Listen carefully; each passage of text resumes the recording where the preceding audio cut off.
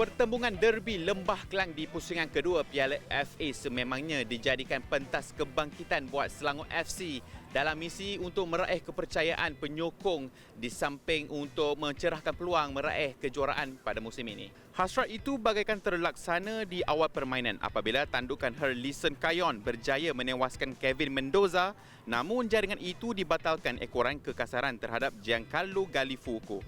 Sejak pada itu, permainan yang ditampilkan kedua-dua pasukan terlalu berhati-hati sehingga gagal mencipta peluang terbaik dan kedudukan tanpa jaringan kekal tamat separuh masa yang pertama. Pada ketika Selangor memerlukan watak utama bagi mengesahkan kemarahan ke suku akhir, pemain gantian Alif Haikal Lokman Hakim Lau menyempurnakan peluang terhidang ketika kekalutan melibatkan barisan terakhir KL City. Ada usaha di penghujung saingan dari skuad kendalan Boyan Hodak, namun usaha itu gagal menjelmakan jaringan sekaligus menyaksikan The Red Giants menempah perhitungan bertemu Sabah FC di suku akhir. Yeah, it's good for the birthday. If we win, definitely the mood is much better from my side. And so thanks for the boys for the good performance. I feel they really, because there was a lot of pressure. You know better than me, there is a lot of pressure at the moment for us, and so the boys did well. Definitely at the moment we need a bit more wins to make everyone happy who is fan of Selangor, because a few matches in my opinion, we did not bad, especially against Sabah, but we couldn't get the outcome in terms of 3 points. So yeah. Di kamp KL City pula, mereka bagaikan hilang arah selepas kecederaan yang melanda kapten pasukan Paulo Josu tatkala Romel Morales nyata memerlukan lebih masa untuk mencari keserasian bersama Jordan Minta di bahagian serangan. Well, before game I said that this will be a very tough match, like all matches with Selangor last 2 years. It was almost no chances. I don't think that our goalkeeper have any save. Except this goal, I cannot remember they have any chance. We have few chances at the end. So they score goal within. Difference was maybe when Paulo go out, this disturb our game, because he's the one who is giving this final pass, and he's the most creative player in our team. So last few minutes we have chances with these long balls, crosses, and that's it. As expected, but today unlucky because we didn't score goal. Kemenangan tipis ini merupakan hadiah hari jadi yang terbaik buat Ketua Jurulatih Selangor FC, Michael Fightenberner, yang setidak-tidaknya menjawab kritikan setengah pihak yang beliau tidak lagi relevan membimbing Selangor FC.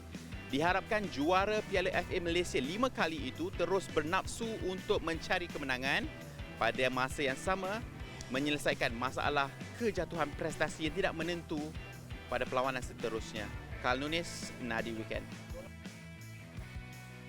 Terbaik, Karl Nunes. Sebenarnya keputusan perlawanan itu kita kat Nadi Weekend. Nak tahu juga berapa jauh agaknya Selangor mampu mara di Piala FA musim ini. Cepat-cepat buat pilihan korang kat Twitter, dan sebelum show tamat hari ini, Lili dengan Perak akan reveal results untuk anda. Tapi Li, Selangor your favourite team kan? Ya, betul. Ke ya ada tukar? Tak ada? Belum tak ada. Belum, tak. Okey, Lili masih lalang. bersama Selangor, kekal di Masih hati. bersama Selangor. Congratulations boys for winning last night. Tapi I masih lagi rasa tak puas lah. Sebenarnya I nak bercerita dengan lebih dalam lagi mengenai situasi semalam lah. Betul. So apa kata kita terus saja jemput individu yang manjah tadi. Yang tadi baru je. Seperti kalau bukan Karl Nunes. Dipersilakan.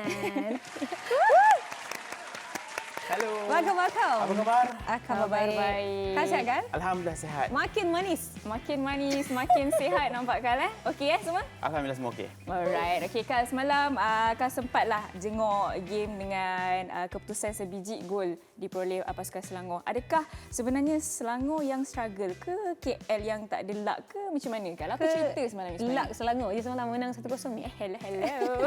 Sebenarnya kan kalau dilihat daripada keseluruhan perlawanan 90 minit tu kan, perlawanan boleh memihak Selangor seperti yang terjadi maupun Kuala Lumpur City FC menerusi penghujung saingan kan. Tapi secara keseluruhannya saya melihatkan Selangor pasukan yang lebih ampuh yang tidak melakukan banyak rombakan Dengar tu, melihat Fariha. daripada Ampuh. aksi yang terdahulu ketika mereka tewas kepada Melaka United di Stadium Hang Jebat. Dan berbeza pula kepada Kuala Lumpur yang hadir dengan Muhammad Fauzi selaku pemain tengah yang pemain muda lagi tapi orang cakap menampilkan aksi yang lebih gusar di samping Giancarlo Galifoko dan juga Irfan Zakaria di bahagian pertahanan. Namun saya kira ada banyak lagi ruang penambahbaikan daripada Kuala Lumpur dan mereka satu wake up call lah kekalahan ini kerana apa? Mereka akan melalui perkara yang sama menentang Selangor FC juga di Stadium BBJ pada 2 minggu lagi akan datang untuk aksi saingan Liga Super dan saya rasakan perkara yang harus dititik beratkan Boyan melibatkan aspek keserasian Jordan Minta yang tak beraksi di peringkat kompetitif begitu lama. Dia tak dapat beraksi minit permainan di Terengganu FC pada ketika Selangor menampilkan awak import Brazil Kayon dan juga Huri Enrique. Mereka dah proven tetapi mereka cemerlang dalam menghadirkan kegusaran ketika menyerang namun gagal untuk menghadirkan aspek penyudah yang mereka cari. Namun pemain muda meningkat naik ini hadir tepat pada masanya. Saya kira kurang daripada 5 minit selepas dimasukkan di babak yang kedua sudah pun menjaringkan gol dan ini sudah cukup untuk menyaksikan Selangor mara ke Sukuakhir bertemu dengan Sabah FC yang mereka tempoh hari bersudahan sahaja 1-1. So bila Kal berkata mengenai next jumpa Sabah ni kan, tu untuk kuarter, betul tak? Betul. Apa jangkaan Kal sebab sebelum ni jumpa 1-1 saja. So next ni Kal rasa macam mana? Okey, kalau dilihat daripada aksi 1-1 tu, saya kesempatan untuk membuat liputan untuk aksi itu. Sebenarnya yang pasukan yang lebih baik pada ketika itu adalah Sabah FC. Dan pada ketika itu mulalah orang cakap ura-ura mengatakan Michael Fairburner ni harus direhatkan dan sebagainya.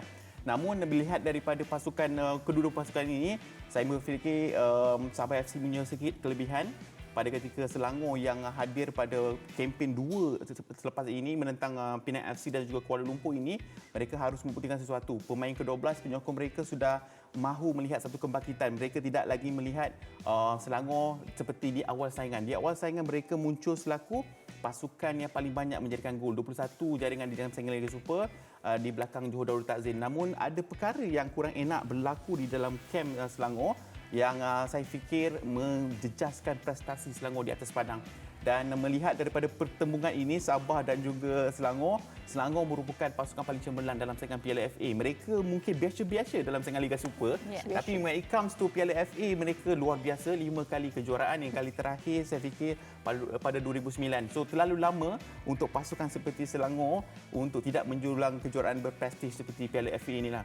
Tapi ni kira Selangor dah dapat balik momentum dia lah lepas prestasi yang agak hambar. Yes. So Kal tim Selangor ke tim KL? Sebab I dengar cerita you macam Lalang. tapi lebih kepada tim KL.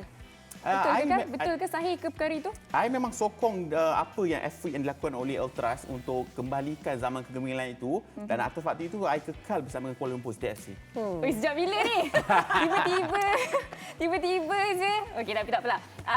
Kalau nak dilihatkan aksi lain dalam Sukuakhir Piala FA kan, selain JDT, siapa yang Kal rasa akan layak ke semis ni? Okey, kita nak buat ramalan daripada Sukuakhir 8 pasukan, 4 yang atas, 4 yang bawah. Sudah pasti melihat daripada Johor Takzim orang cakap akan bukan untuk menidakkan kemahuan pasukan lain seperti Melaka United yang mereka akan jumpa. Namun mereka kemenangan milik Johor Darul Takzim, jika itu berlaku mereka akan bertemu pasukan yang saya fikir Penang FC. Penang FC kan. Tapi melihat daripada soalan itu kan, Johor Darul Takzim kalau segalanya mengikut perancangan di atas kertas bahkan berlangsung di pentas final, saya fikir Sabah FC.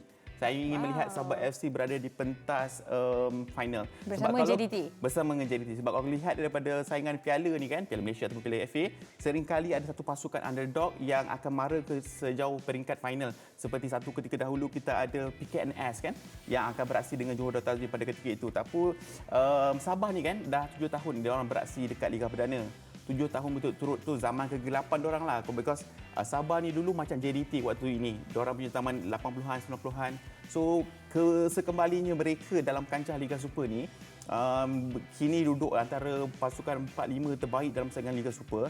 Siapa sangka diorang boleh menjulang kejuaraan berprestij seperti Piala FA satu hari nanti kan. So saya rasa inilah masa yang peluang yang terbaik untuk mereka lakukan, walaupun mereka akan melawan pemenang antara Terengganu dan Kuching City. untuk di separuh akhir. So saya rasakan upset yang pertama Sabah harus melakukan menentang Selangor. Kemudian mereka akan saya fikir akan menentang Terengganu. Terengganu tidak akan berdepan cabaran untuk menindakkan Kuching City yang kini menduduki tempat keempat saingan Liga Perdana. So itulah sedikit ramalan lah. Tapi kalau cup competition ni apa-apa pun boleh berlaku. Boleh berlaku. Betul. Bola Okey. itu Alang-alang bola itu bulat. Okey, biasa je. Alang-alang you dah predict untuk final kan. You kata ZDT dengan Sabah kan. tapi tim ni tak ada pun kan. Tak, kita kena tak boleh bias lah. Kita tak boleh bias. ZDT dengan Sabah, siapa pergi? JDT. ZDT. Terima Okey. kasih kan. Nanti I belanja makan. Sebab banyak sangat you dah kongsi dengan kita orang hari ni. Ya, belanja makan best attacker NSL. Dah lah. Move on. Alright, thank you guys. See you again later, okay?